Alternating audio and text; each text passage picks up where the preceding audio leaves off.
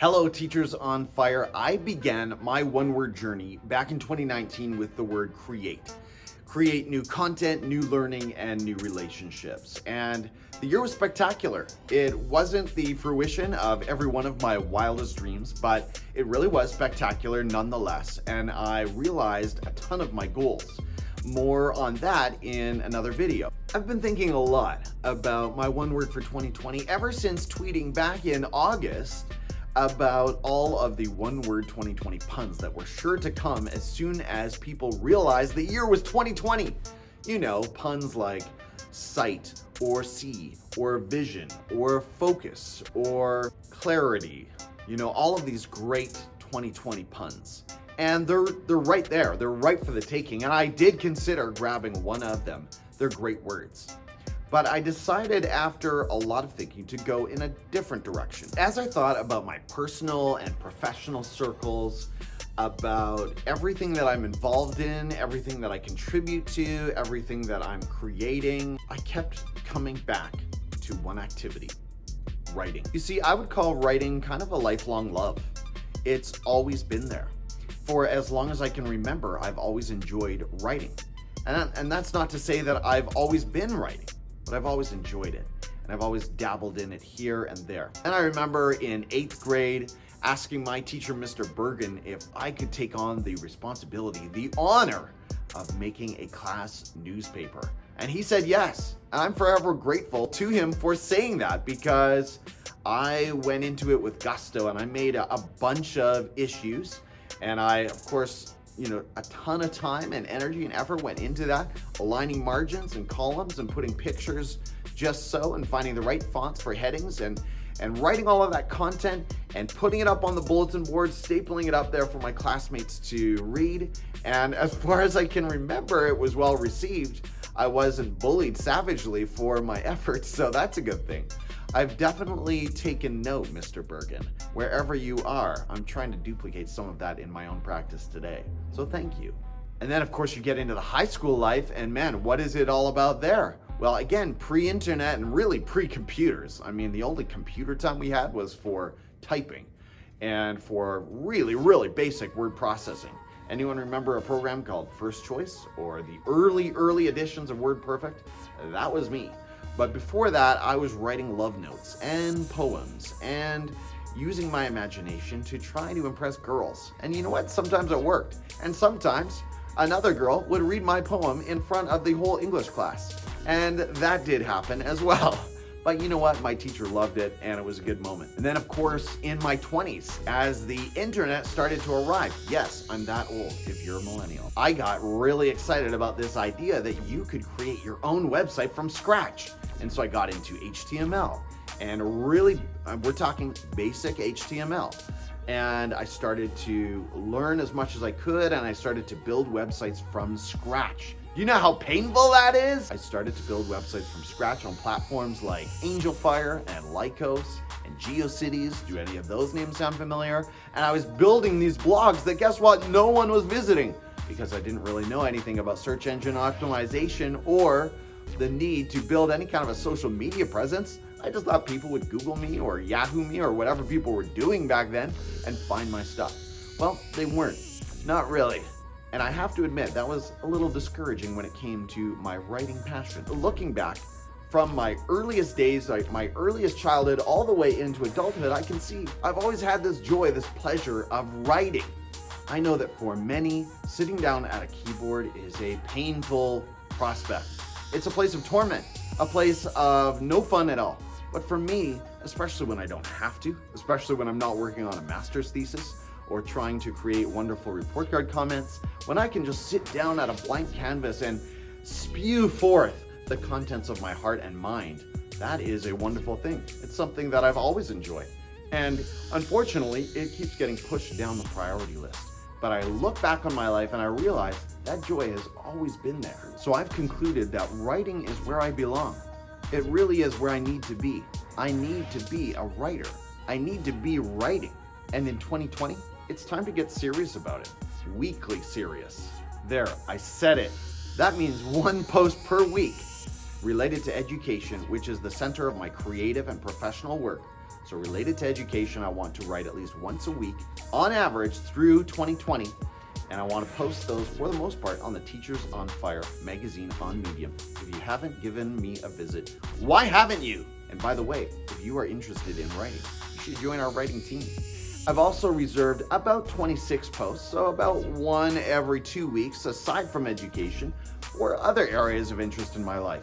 Things like recreation and hiking and paddleboarding and travel and politics and investing and other things I'm interested in. Because you know what? If all we focus on is education, well, that's not really much of a person.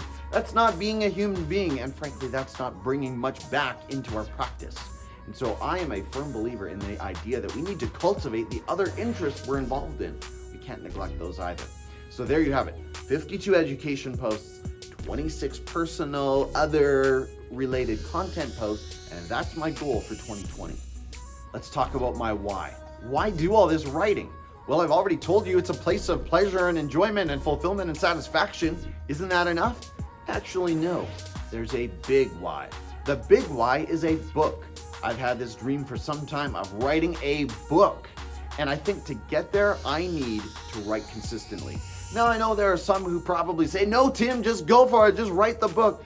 I get it. Thank you for your vote of confidence. But I want to prove to myself first that I have the drive, the consistency, the ideas, the improving craftsmanship to deliver quality content, to develop some kind of an audience, hopefully you. If I'm actually bringing you ideas that add something to your life, add something to your practice, I want to develop that and build that and practice that first. And so I've given myself 2020 to say, am I actually going to get serious about writing? And you know what? If I do, then 2021 might be one word, book. That's right. I might take 2021 to write the book, but I'm going to hold off on that dream for one more year to see if I can actually start writing first. That's my big why, the book. And that, my friend, is a lot of naked ambition to thrust into the public eye. I feel very naked right now, but it's doable. And as Stephen Pressfield wrote in The War of Art, fear is good. Like self-doubt, fear is an indicator. Fear tells us what we have to do. Remember the rule of thumb. The more scared we are of a work or calling, the more sure we can be that we have to do it. Think about that. What if fear is actually a signal to you that you should be doing exactly what you're afraid of? But you know what? There are other reasons to write as well. I've already mentioned all the fun stuff, the satisfaction, joy, fulfillment, pleasure.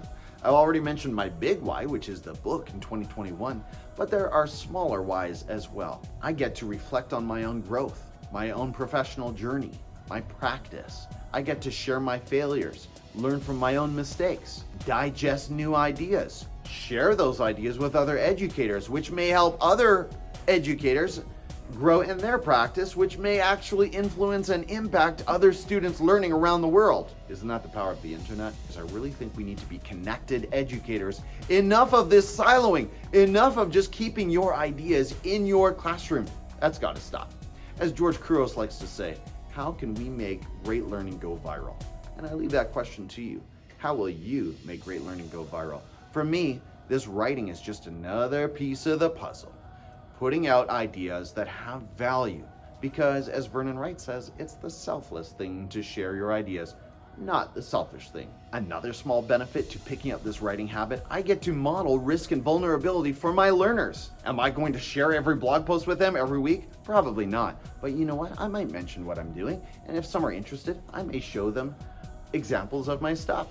They may find it totally boring, but I think it's important for us to step forward and actually demonstrate that we are willing to risk. Because putting out content, whether it's in vlog form, blog form, podcast, whatever it is, it takes some courage because you will be trolled, you'll be criticized, you'll be judged, and the safe option is always to do nothing. And so I think it's important as educators for us to put ourselves out there and to share our voice a little bit. We need to practice what we preach. My friend Anik Roke wrote in December about how a gentle nudge, I don't know how gentle it was. No, actually I do know because she shares in the article. A gentle nudge from George Couros encouraged her to step up her blogging game and actually to write consistently once a week. You know what? It's doable. It really is doable. We all have these phones. We all spend time on them every day, whether we have a family or not. We all look at them. We all do stuff. We all watch Netflix, don't we? I don't watch cable TV anymore, but we all have our distractions. The point is, we have time to write one blog post per week. We really do. We just have to do it. And Anik picked up the challenge. Anik has written consistently every week since that gentle nudge from George Couros. Another writer who inspires me to no end is Pernille Rip. I've mentioned her before. She's another mother of four, just like Anik, and she puts out at least one post per week. She's also authored several books and speaks around the world. And again, I'm left with no excuses. I really have none. In 2020, I'm saying enough with the excuses, the delays, or the fantasies about one day I'm going to become a writer. Because in the words of Jeff Goins, who wrote, "You are a writer. You are a writer. You just need to write." It's time to kill the excuses and start writing. Teachers on Fire, this is my challenge. This is my time. This is my year. It's 2020. It's time for me to write. My one word for 2020 is write. I'll see you in 2021.